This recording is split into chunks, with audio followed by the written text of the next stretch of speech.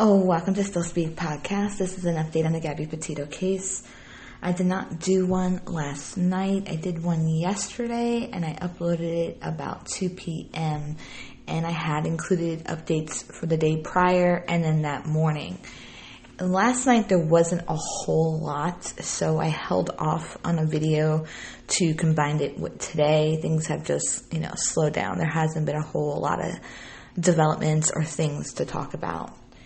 And we do have some things to discuss. Some are minor, and others are promising or intriguing. And let's start with the stuff that's minor. Yesterday, the laundries received an Amazon package. Woohoo, who cares, right? More flowers have shown up to the home yesterday and today and are outside the front screen door. So it seems that many are still taking part in the idea that someone had started to send flowers to the home in Gabby's name. And from Brian Ensign, who's outside the home, he actually said that there was a McDonald's and Dunkin' Donuts delivery that was outside the door by the flowers, and that they came out for the food, but they didn't touch the flowers. I mean, at least they haven't thrown them away, right? But yesterday, Dog the Bounty Hunter was out in Fort DeSoto campground area based on tips that he had received since joining the hunt for Brian Laundrie.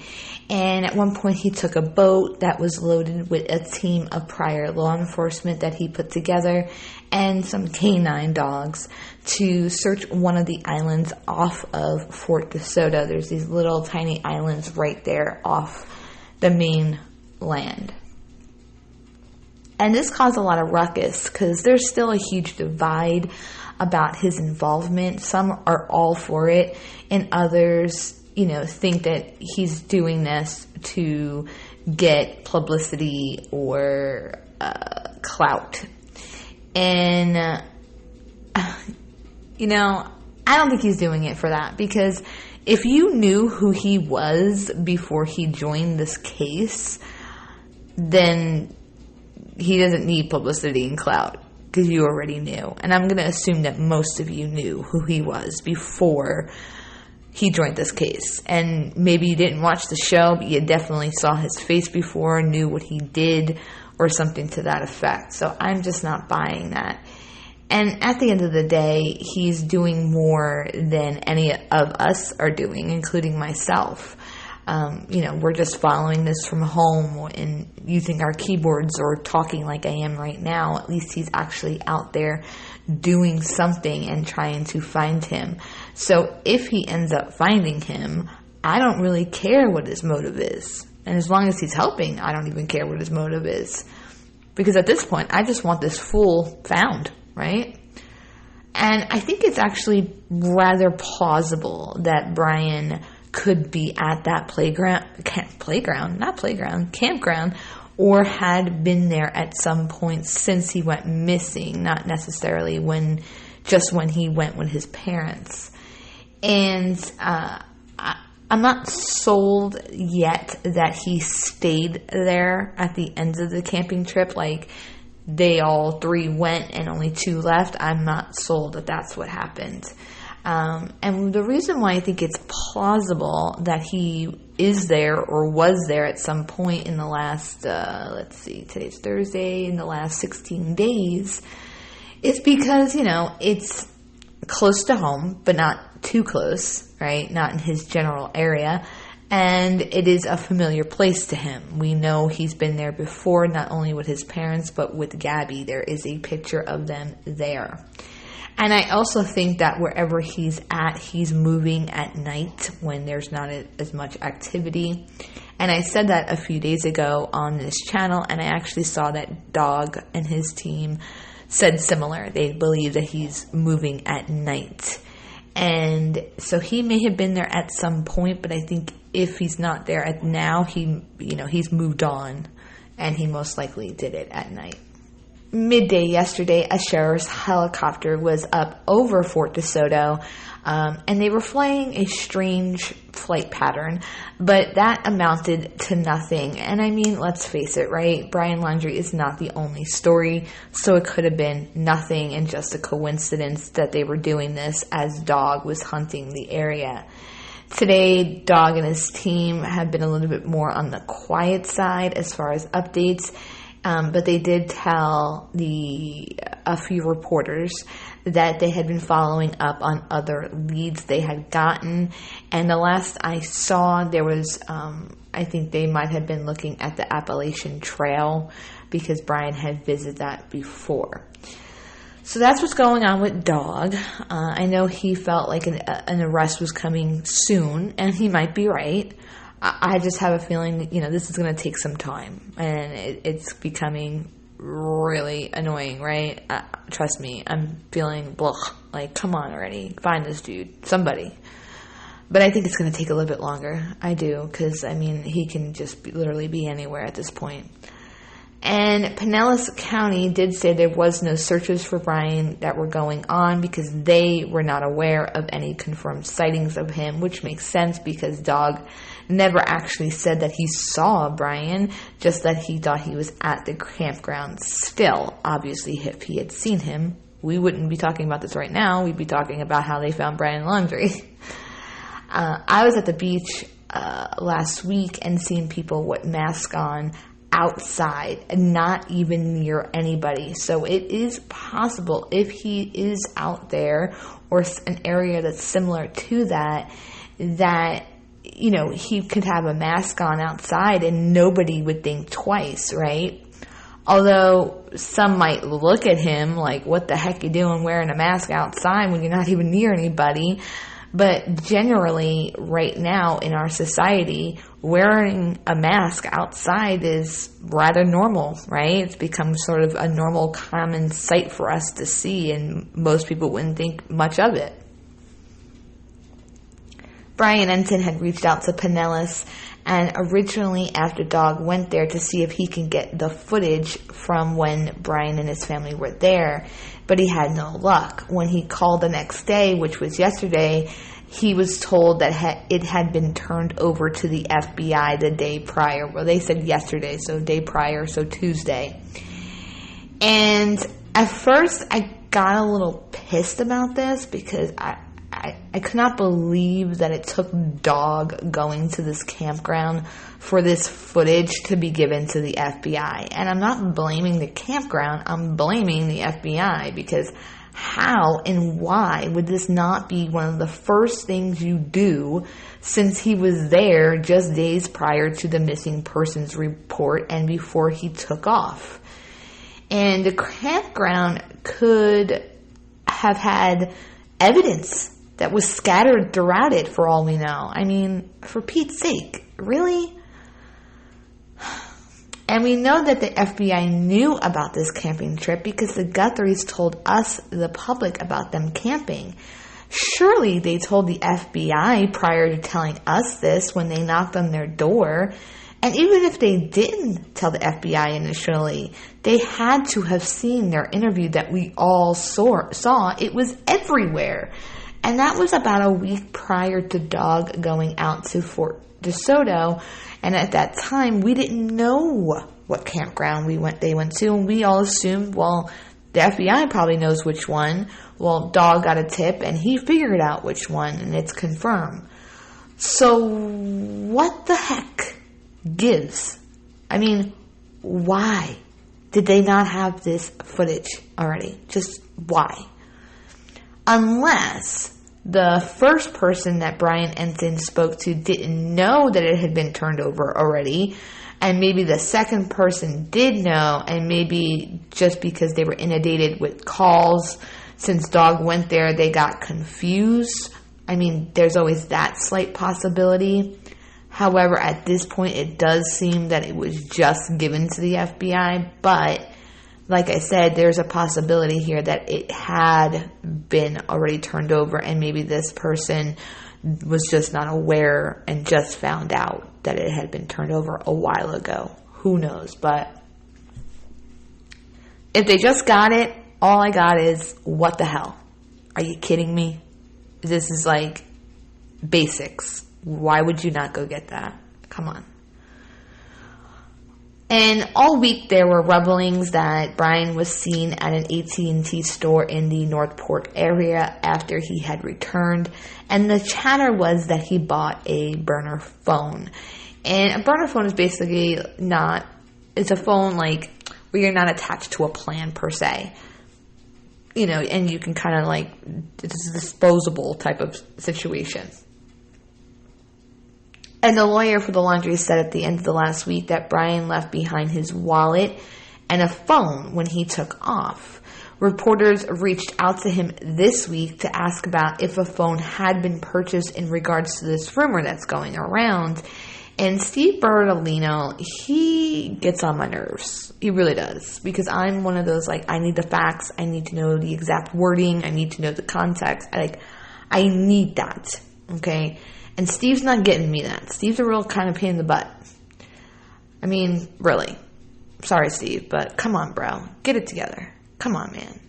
I mean, seriously, your texts are ridiculous. It's just, you're driving me nuts. All right, kidding.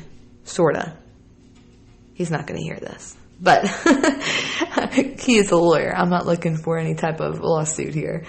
Think back to the end of last week. He was asked where the parents went when they left the home. And he said they went to Orlando for business, which could mean anything. Actual business for work or business like a meeting, whatever. But then he told another reporter that they met with a lawyer. And then he told another reporter, oh no, they met with me. Which I'm still not sold that he actually met with them. I'm really not. Because I just feel like, why would you fly from New York to Orlando and make them leave their house to meet you in Orlando in the middle of all this chaos? It doesn't make any sense to me.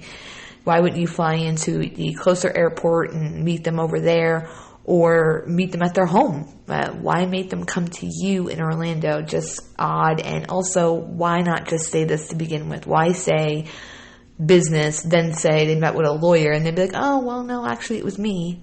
What? So Steve's a little annoying, okay? I'm sorry, Steve, but you are. And I feel there's more about this trip to Orlando that he's not sharing, of course. But anyways, he's having similar behavior about this possible phone purchase. First, he said a phone was purchased. He didn't know the date.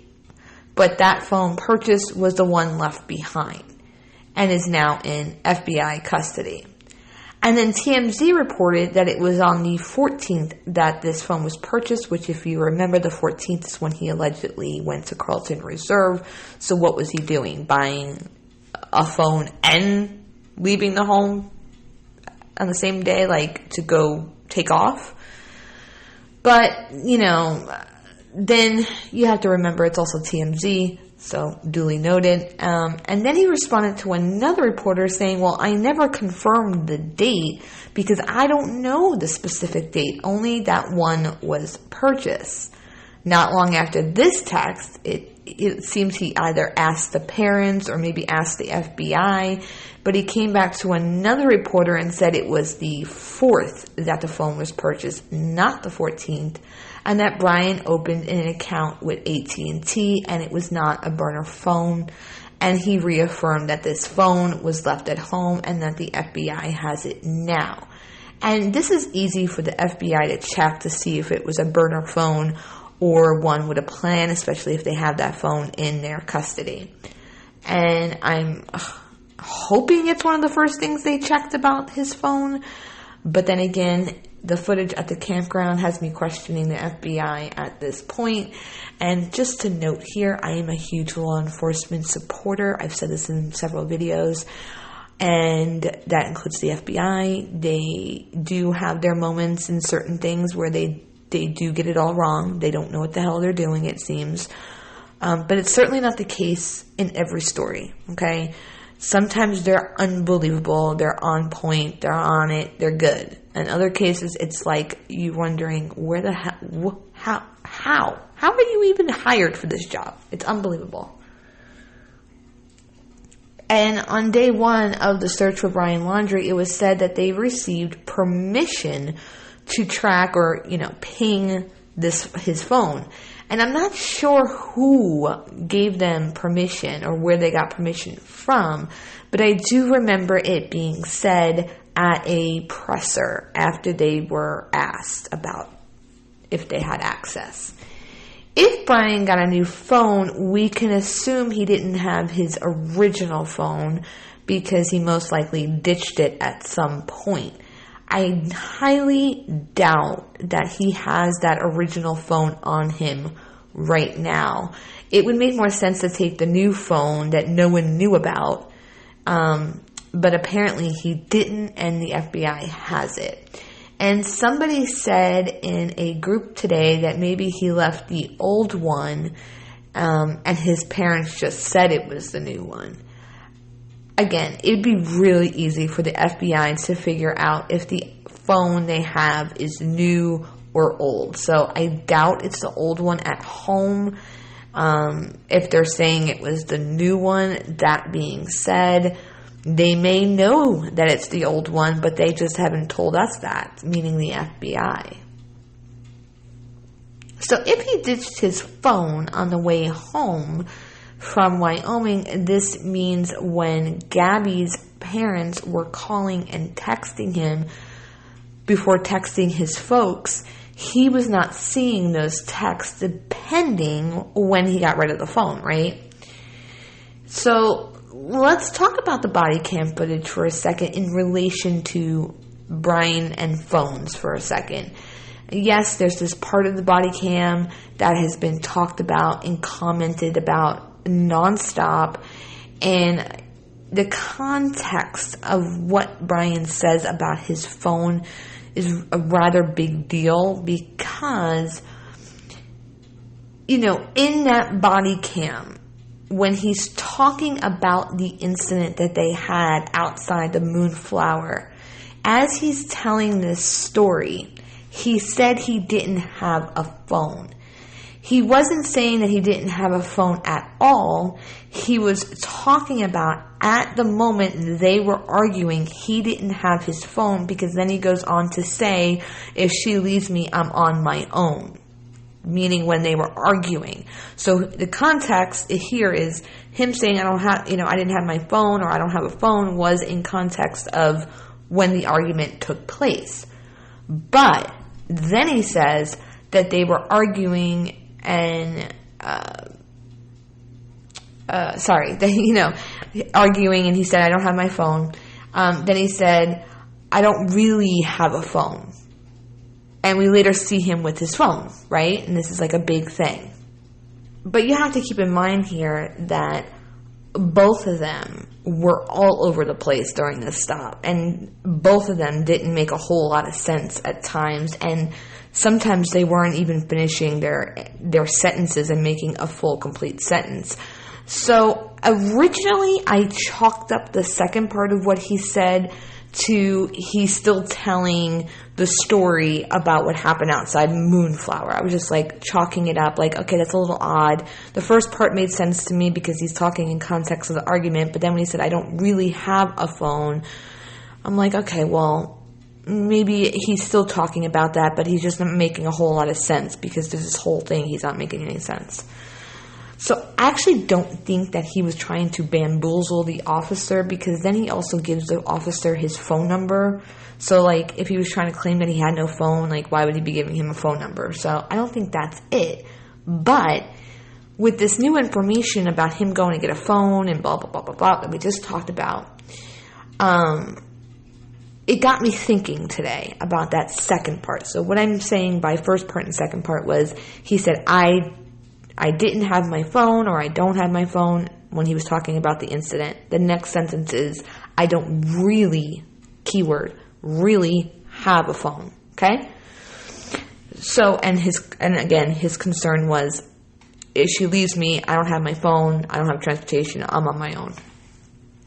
So keep that context in mind, because I was thinking today. So I think it's actually plausible that Gabby and Brian had a phone plan together, like a family plan type of thing. And I think it's plausible that this plan was actually under Gabby's name.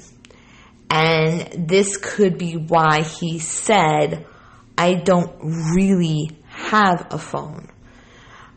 Because it would technically not be his if it's under her name, okay? And I'm saying that because in the context is so important. It just is. In the context of talking about the incident, him expressing that he was concerned about her leaving him and he'd be on his own. If he's saying, I don't really have a phone, and he was worried about her leaving him with his phone, he's like saying, like, I don't really have a phone, like, it's not my phone, right? This is how I'm taking it now in the context of now learning that he got another phone when he got back. So I also think that the original phone that he does have, and we do see it in the body cam footage, was basically ditched somewhere close to home, maybe even the Carlton Reserve, because I would think he would want that phone for the drive, especially for GPS purposes possibly, or if he broke down so he can call somebody. So personally, I don't think that like he ditched the phone in like Wyoming or anything like that. I think he had it with him until he was close enough to his house and didn't need it anymore. And I'm going to tie this into the campground. So yesterday I told you that the check-in logs for the campground came out and that the media had independently gotten it, and it was an unredacted version. And on there were reservations for the 1st through the 3rd and then the 6th through the 8th. But then the laundry's lawyer, I always say lawyers, it's lawyer, said that they did have reservations for the 1st through the 3rd, but they canceled them, and that they did go the 6th through the 7th. I don't think he meant they only went overnight from the 6th to the 7th. I think he meant like they went the 6th and the 7th, returning on the 8th. That was just how I took it. And we've already talked about this log, in Roberta Laundry, but I'm bringing it up again because some random worker for a software company that managed Fort DeSoto Campground, it claimed that he looked it up, and it did show that the Laundries canceled their reservation for the 1st to the 3rd, and they called and canceled it on the 31st, which lines up with the lawyer saying that they canceled that particular camping trip. But people immediately saw this and they jumped to say that it proved that the Laundries either, one, knew he was returning, so canceled the reservations, or two, that they knew he was returning without Gabby. And I don't think that it's unreasonable to think that he called his parents on the way home from Wyoming to let them know he was coming back. Likely that might be the point when he told them a story, a fake one in my opinion, on why when he got there Gabby would not be with him. I highly, highly doubt that he just showed up to the house without any warning and was just like, hey, Mom and Dad, surprise, Gabby's not with me. Oh, I killed her. So I think it's reasonable to consider he spoke to his parents before coming home from Wyoming and said, I'm on my way home, here's why. And they were expecting him to get there at a specific time. And this ties into me thinking that he had his phone up until he was very close to his home. And it would make sense that he told them, hey, I'm going to be home. I'll probably roughly be there about this time. And because his parents hadn't seen him in 2 months, they were probably like, oh man, well, we're going to go camping, but if you're coming home, we won't see you for 2 days, so we'll just go ahead and cancel that and reschedule it so we can be here when you get home to see you, and we'll just go all together in a couple of days.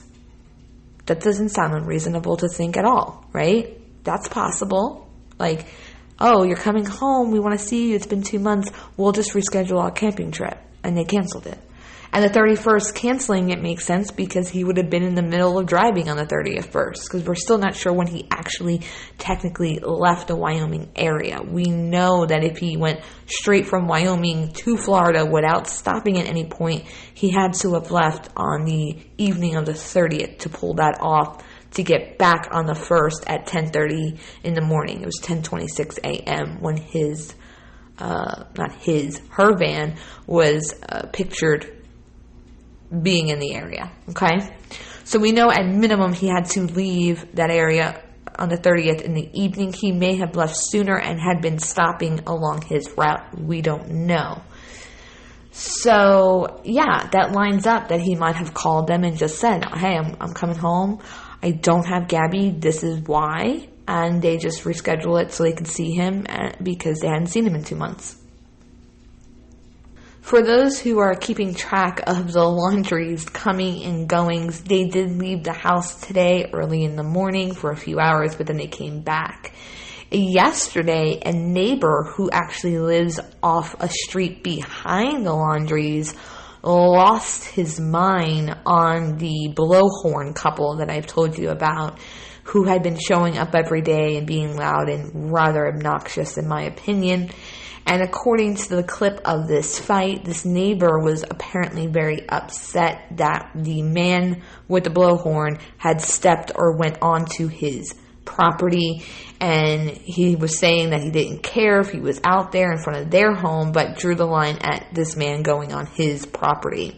And there was a lot of yelling and cursing involved, and apparently there was a shove of sorts at one point, which led to the arrest of this neighbor, and who he was charged with battery and assault after being accused of shoving and throwing a punch at that man, according to the probable cause affidavit. And the blowhorn man, his name was redacted. That's why I'm calling him the blowhorn man.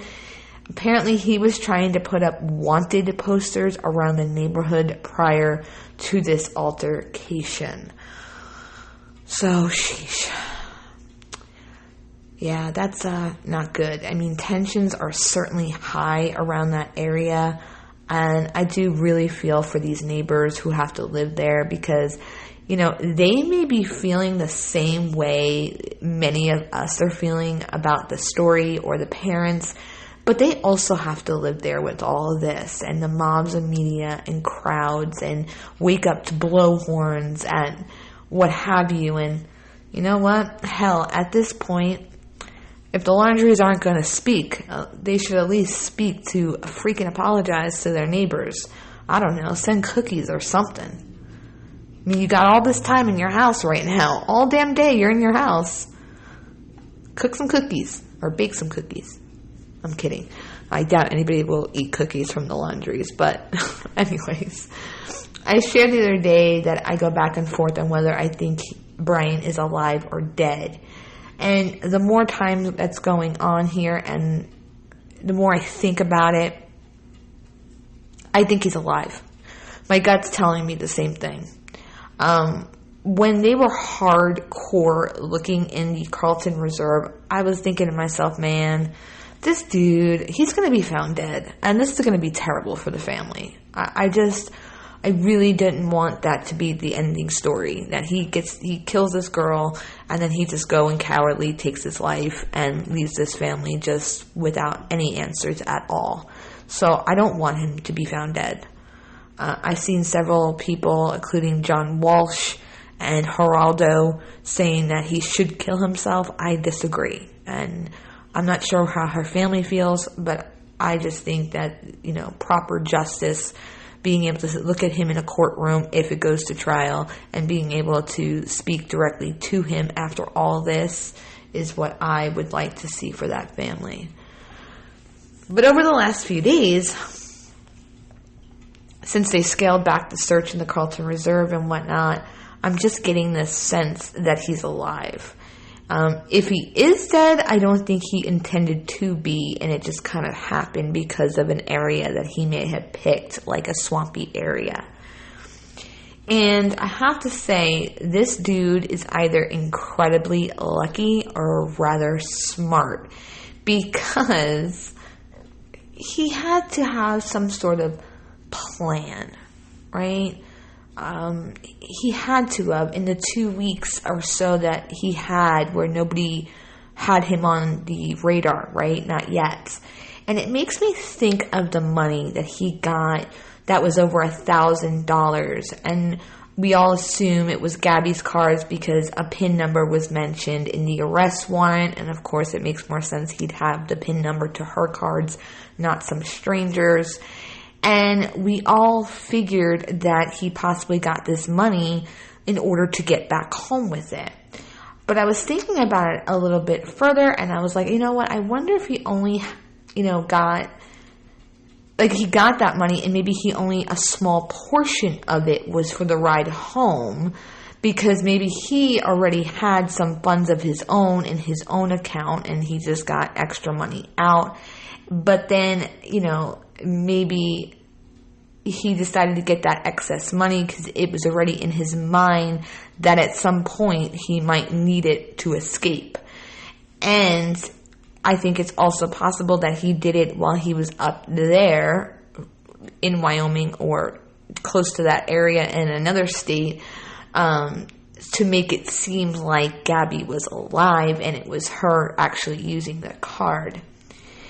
And if he was already in his mind considering like, okay, you know what, I'm probably going to need money at some point, and he was like already planning his escape, that he might have got the money then in the event that cops eventually did show up, but he wanted to go home first so that he can see his parents one last time, or to get whatever he needed to fulfill his plan of escaping. So that's possible. Or it's possible that he got it out, just because he thought he was going to need that much money and he didn't. Maybe he has that money left over and he's currently using it. Because let's face it, okay? At some point, he's going to need money to use for something. And he could not have left with everything that he would need for this long or any longer than, let's say, a month. And he can easily, again, slip into a store with a mask on and get food and drink completely unnoticed. To be on the run this long, tomorrow is 2 weeks since the cops were called to his home, and they found out that he had been gone since Tuesday. And this coming Tuesday will be 3 weeks since he vanished. So in my mind, I'm thinking this dude is alive out there somewhere that he's familiar with, that's close but not too close, and traveling at night. And that's just how I'm seeing it. And I see a lot of people thinking that he somehow has another phone or has possibly his original phone. Again, I don't think he has the original, because I think we would have found him by now if that was the case. But even if he had another phone, they're thinking that maybe he does have this other phone and he's watching all that's unfolding on the news and getting updates. I don't think he's out there with a phone watching Facebook or Fox News. However, I do think it's possible that he has been in a bar or restaurant that has TVs and has seen the reportings going on, or is checking in to get updates so he knows where they're looking or where they're focusing. And he can easily go in a bar or a restaurant, again, with a mask without anybody noticing him. The only noticeable thing about Brian that, makes him different from other guys who look similar to him is his finger tattoos. But you need to know about those tattoos to even think to look at somebody's hands. And trust me, I know this is hard to believe, but there are people out there who have maybe heard of the case, but they're not following along, and they don't know every single detail, and they definitely don't know about his tattoo on his fingers. So he could be standing next to somebody in line at a gas station right now getting a drink, or sitting on a bar stool at the local pub eating fries, for all we know. He can literally be doing that. Anyways, as I was saying, if he had to have a plan, because, think about it. He could have thought the plan up on his 36-hour drive back to Florida. Then he had 11 days before she was reported missing. Then if he really did leave on the 14th, that's another 3 days from when cops made first contact at his home. So you have, quite some time here to make a plan and prep for it, and for it to be elaborate. And then, we've discussed on this channel many, many, many times, he had a 4-day head start, whether that was intentional with the help from his parents or unintentional if his parents were really hoping that he would come back and gave him enough time to come back before they were pushed into a corner to have to finally tell the police. He also got a break last Monday while they were at his home executing a search warrant. So there's that. So I have to ask myself, and I'm going to ask you as well, is Brian Laundrie just really lucky, or is he really smart, or is it both, or none? I don't know. So let's go over it, okay? What I mean by lucky is he drives 36 hours with her van, without her, and could have been stopped at any time by a cop. Lucky. He gets home and he either tells his parents some total BS lie that they completely believed, which is what I think, or he told his parents the straight up truth, and he got lucky that they were willing to help him get away with it. Her parents did not try to file her missing until the 10th, but it was officially done on the 11th, so again, lucky. Then he was lucky enough to not only have parents willing to help him get away with it, if that's what happened, but lucky enough to be able to hire a lawyer. Then he takes off without anyone seeing him, despite reporters and others already being outside his house, just not very early in the morning or late at night. Lucky. He got a 4-day head start. Lucky. I mean, is he the luckiest damn person of interest we've ever seen or to ever exist? Or is he smart? What gives? Which is it? Or is it a combination? Or is it something else? How has this lined up so perfectly for Brian Laundrie? You can say police, but I mean, you got the parents not reporting her. You got his parents getting him the lawyer. They may or may not be helping him. I mean, you had this whole drive back where he didn't get pulled over. And anybody who's done a long road trip, not every time you do a long trip do you get pulled over, but it's pretty rather common you get pulled over at least once on a road trip, whether you get pulled over going to someplace or from that place. And he didn't get pulled over, right? So, is he just really crazy lucky here? What is going on? I don't understand. I just truly don't understand. So now I have 3 other things I want to talk about with you. Today, the FBI did go to the Laundrie home. Everybody kind of got all excited. It was 2 agents. They walked in with what appeared to be a pink paper, possibly a warrant. I'm not sure. They went inside the home. They were in there for a few minutes. They came outside and they went into the camper. Now this is really interesting, and I was thinking about it, and I'm going to tell you what I think. So one actually climbed up and went into the camper, and one stood outside the camper, and she kind of closed the doors so reporters couldn't see anything. And it was only a minute. and they got back out of the van, they closed it up, they went back inside the home, and then you saw them leaving, and the female was holding what looked like sort of like a camo, I don't want to call it a lunchbox, but it looked like a lunchbox cooler type bag. And at one point, she appeared to be holding what looked like a specimen cup, like a cup that you use to like put, to be frank, pee or, stool in it. And of course, reporters immediately contacted Stephen Bertolino, their lawyer, to be like, why are the FBI at the house? And he came back and said they were getting items from O'Brien's to get a scent for the dogs. And I'm like, okay, well, maybe, the first time they got a scent for the dogs was, 2 weeks ago. Maybe the dogs need a fresh scent. Okay. But then we haven't really seen them doing searches in the Carlton Reserve.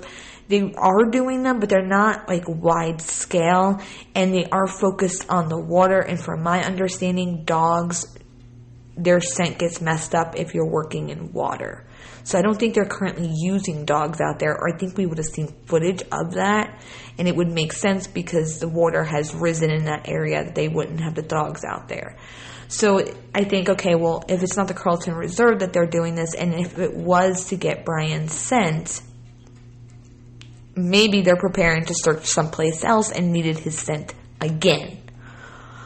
But this camper thing is sticking out to me, right? Because we heard yesterday, and I just told you that the footage from the campground was turned over on Tuesday, if that actually is legit, that it was Tuesday and it wasn't a misunderstanding of sorts that I explained earlier. And now all of a sudden you have these FBI agents showing up and they go into the camper. It's a really small camper, so you can easily open that and see that Brian's not hiding in there in like 2 seconds. And they were only in there for a minute. So I thought to myself, I wonder if this was like a multi-purpose stop. Maybe they were trying to check that camper. Maybe they thought of it like, I don't know how they would just be thinking of that, but maybe and that's why he went in there for only a minute. Like, he just made sure he wasn't like hiding or anything in this camper and then left. But of course they had this cooler bag and this somewhat looking specimen container. We know that I think it was on Sunday or Monday, the FBI went to the home for a brief moment to pick up something for Brian's DNA, because you have to remember he shares the same DNA as his mom and dad, and they have to, figure out what, his is, so they had to differentiate. So they already got his DNA on that day, so I don't really know why they would need more DNA if it's not that they got something for his smell. At the same time, though, my brain is going to this camper in relation to this campground information from dog that we got this week. And I actually have to wonder if something from that camper to connect him to Fort DeSoto campground in some way, or if they needed the scent of Brian to bring to this campground to search this campground. Now, I know they're not working with dog. They would be working separately. But there's this possibility here that they might have wanted Brian's smell from the camper, because the last time Brian was in that camper, he was at that campground, and they wanted that scent because they're planning on searching possibly the islands of that campground. That's my thought, but we're going to have to wait and see what tomorrow brings. They might be starting their search tomorrow. I'm just not understanding them needing a new scent for the dogs for the Carlton Reserve since they scaled it back so much. So I have this somewhat feeling that we're going to see a new search place here shortly.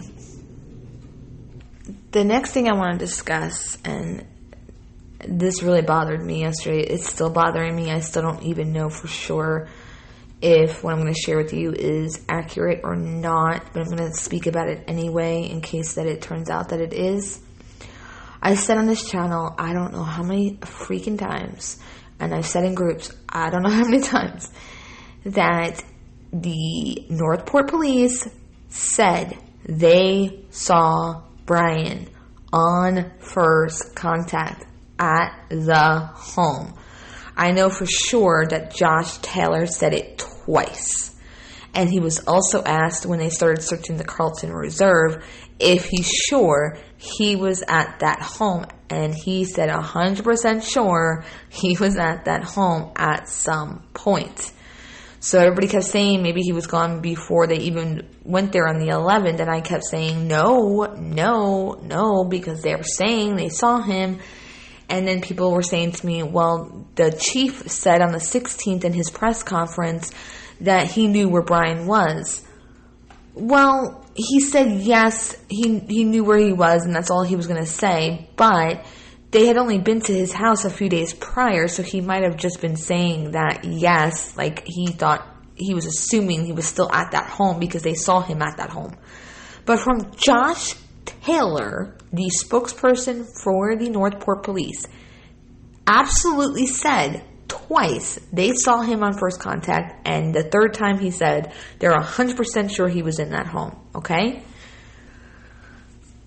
So you can imagine my upset yesterday after constantly telling people this and hearing it for myself when I'm now at the movie theater with my friend and her kids and my kids, and I go to check in to see what's going on and making sure I'm not missing anything, and I see this tweet by a reporter who's in this case who doesn't, I can't tell if it's a real reporter yet or not. It didn't have a blue check mark, and it somewhat looks like a legitimate reporter, but it's hard to tell. Okay, let's just say it's hard to tell. Usually I can figure it out right away, but this particular account is hard to tell.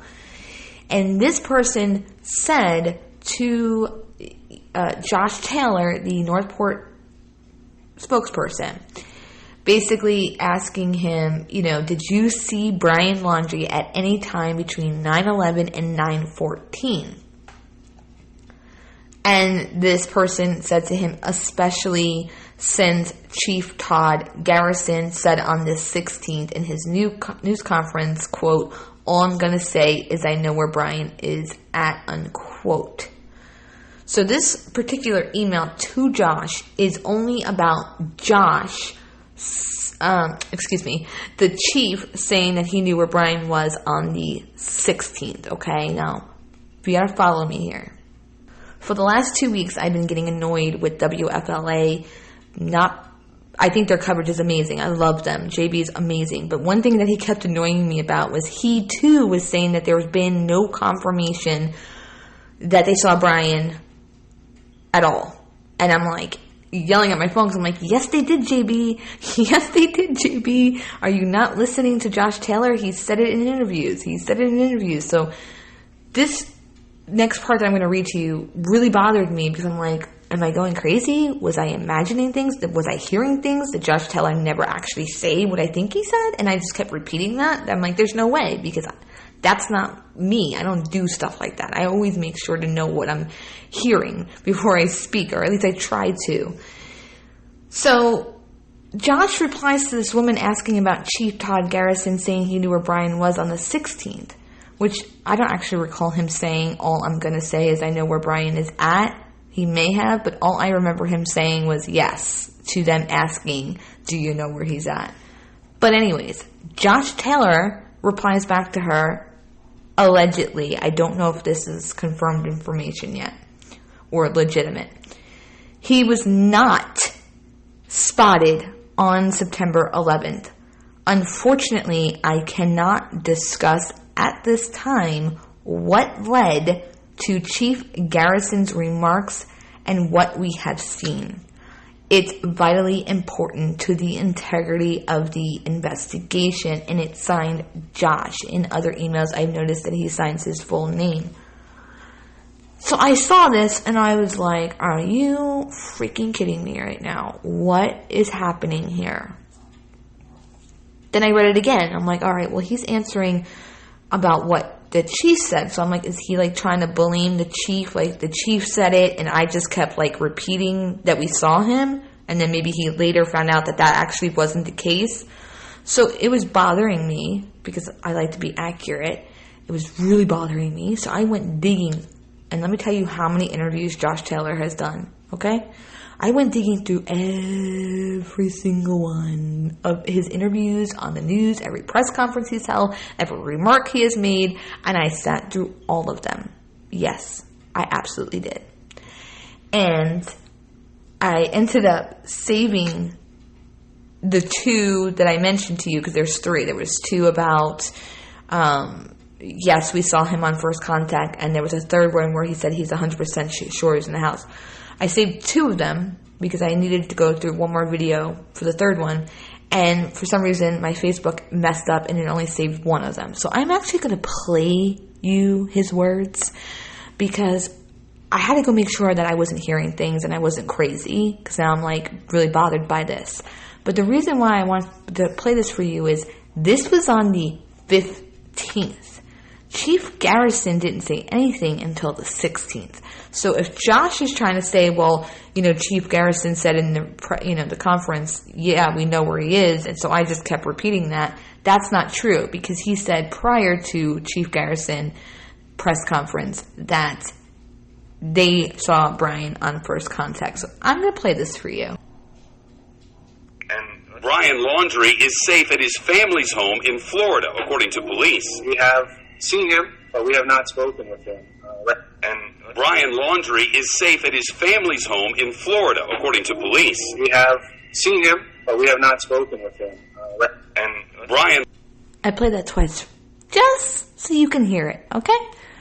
You heard what he said, right? Brian, the newscaster said Brian's safe at his home.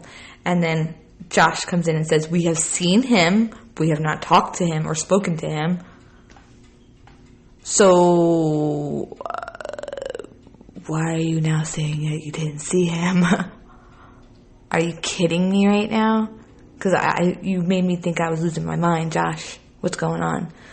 But again, I don't know for sure that this email or this tweet is actually legitimate. I'm still working on trying to figure that out.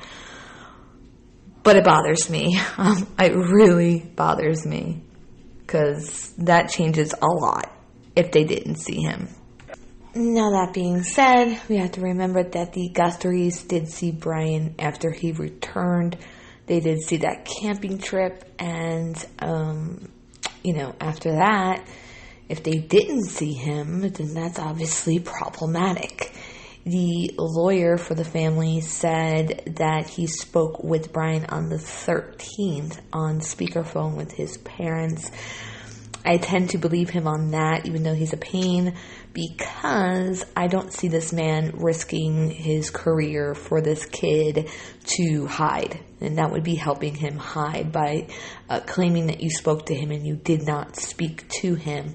And like I said, there are other clips of Josh Taylor saying that they did see him and that they were 100% sure he was in that home.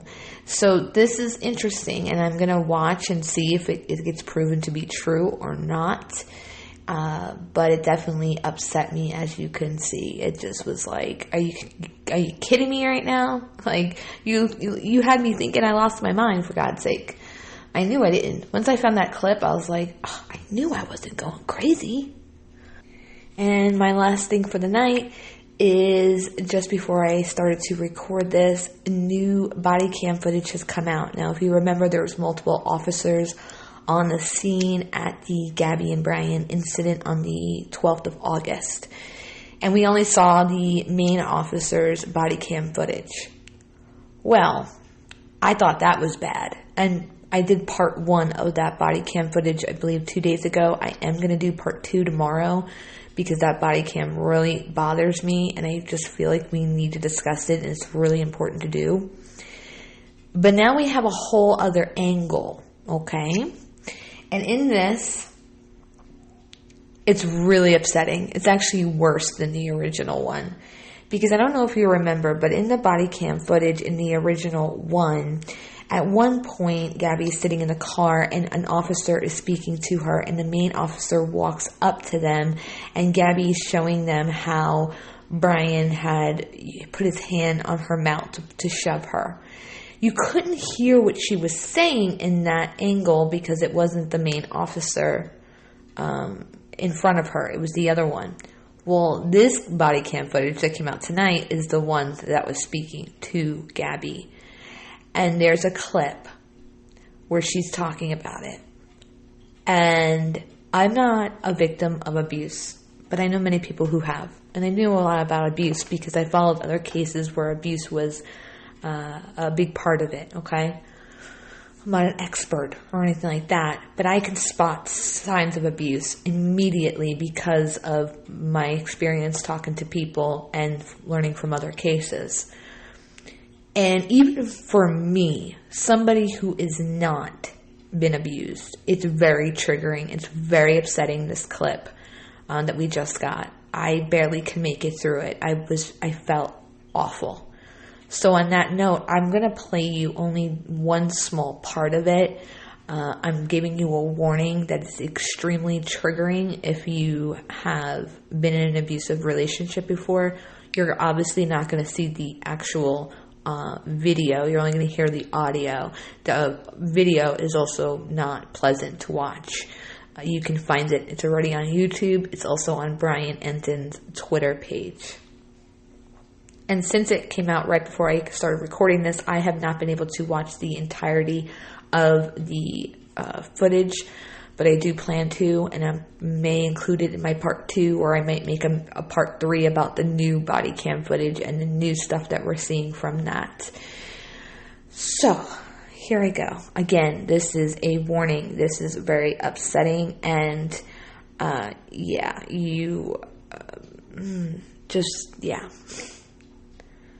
People saying that they saw him punch you.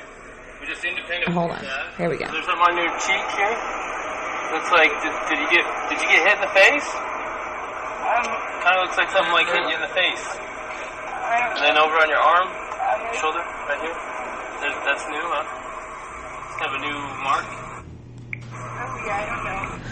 I'm pausing that because do you see how she's hesitating? Yeah, how many times did he ask her and she's not answering it? She's like, And then she goes, I don't know.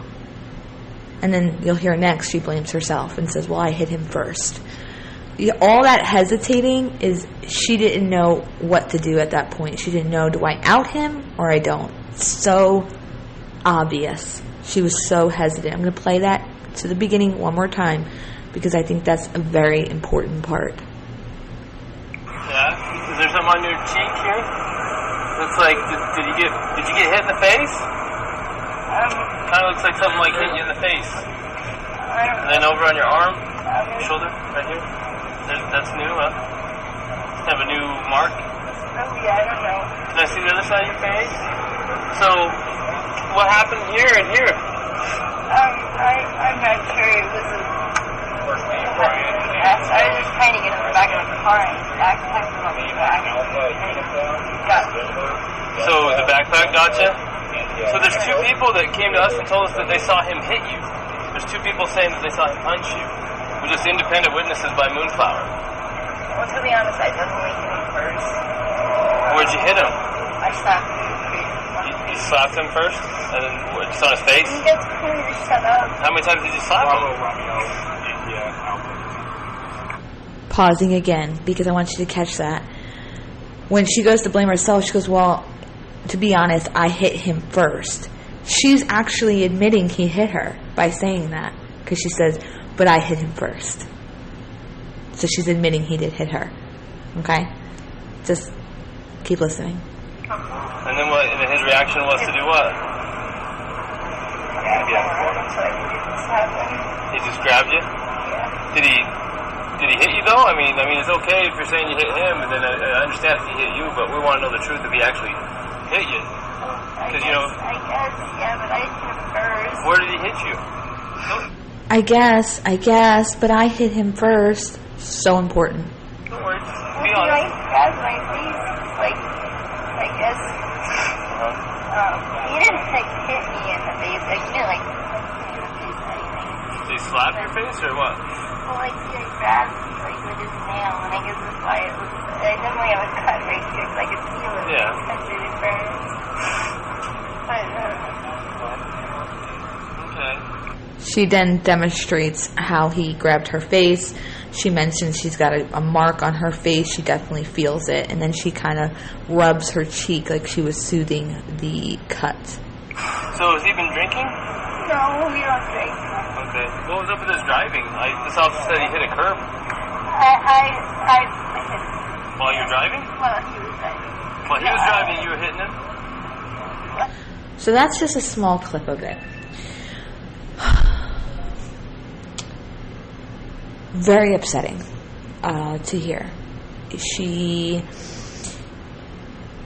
definitely was abused. There's no doubt in my mind about that. She is 100% covering for him. She was very hesitant, didn't know what to do, then decided she was going to cover for him, and then blamed herself and excused it. Well, I hit him first. And then she says, I guess, but I hit him first. So, it broke my heart. It did. It really did. I don't usually get very emotional about cases at all. I'll get like a little emotional, especially if it's a child. But I said on this channel that I like to separate my emotions because in order for me to look at the facts of the case, I have to remove emotions from the equation, or I can't think clearly enough to see what's going on in the case. This case is no exception, but this is really bothering me because we know what ends up happening to her, and this incident was just, I don't know. I want to say it was handled wrong, but again, I'm not a law enforcement expert, but I gotta be blunt here. In my opinion, this couldn't have been more glaringly obvious. I mean, she could have slapped them in the face. Like, seriously. It was, like, right there. And it was totally missed. It's really upsetting me. And knowing that this girl who's sitting there in this back seat, and her eyes are bloodshot, and she's crying, and to know that, 15 days later she's dead is terrible. It's just awful. I can't even imagine. I know her dad said he didn't even watch this. He couldn't do it, and I can't blame him. I don't think I could do it either. It's really hard to watch, especially when you do know about abuse, and a lot of people don't know about abuse. And if you don't know about it, watch that clip and listen to it carefully and study it and learn from it, because it's all right there. It's tragic beyond words. And if that's not bad enough, there's a part at 41 minutes and 55 seconds where an officer basically says that often women who are at risk go back to their abuser. Listen carefully, because this is chilling, knowing what happens to Gabby not long later, okay? Oh, boy. Discretion on these things. It's because too many times women who are at risk want to go back to their abuser. They just wanted him to stop, and they don't want to have to be separated. They don't want him charged. They don't want him to go to jail, and then they end up getting worse and worse treatment, and then they end up getting killed. In no way, shape, or form that I can perceive does what happened here, a little slap fight between fiancés who love each other, want to be together, can I perceive that this is going to digress into the situation where he's going to be a battered man? Right. But then again, I don't have a crystal ball. So I was looking at the... You heard that? He said they often defend and they don't want to press charges. And then, it basically, it spirals into, and then the female ends up getting killed, or she ends up getting killed. And he said, in no way, shape, or form can I see that he's going to end up being this battered male, but I don't have a crystal ball.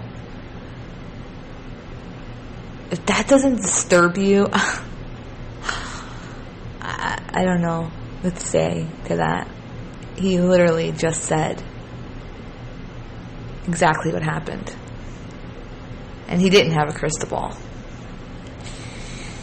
I wonder how that guy's feeling right now. Probably not the greatest. So on that note, I'm going to end for the night.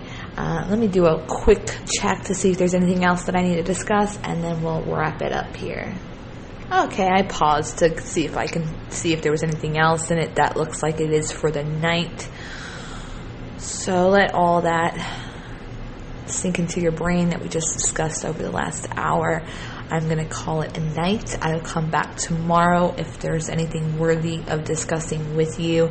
I highly suggest you go, like I'm about to go do. While this is uploading, I'm going to be watching the full body cam footage that was released tonight. Again, it is on YouTube.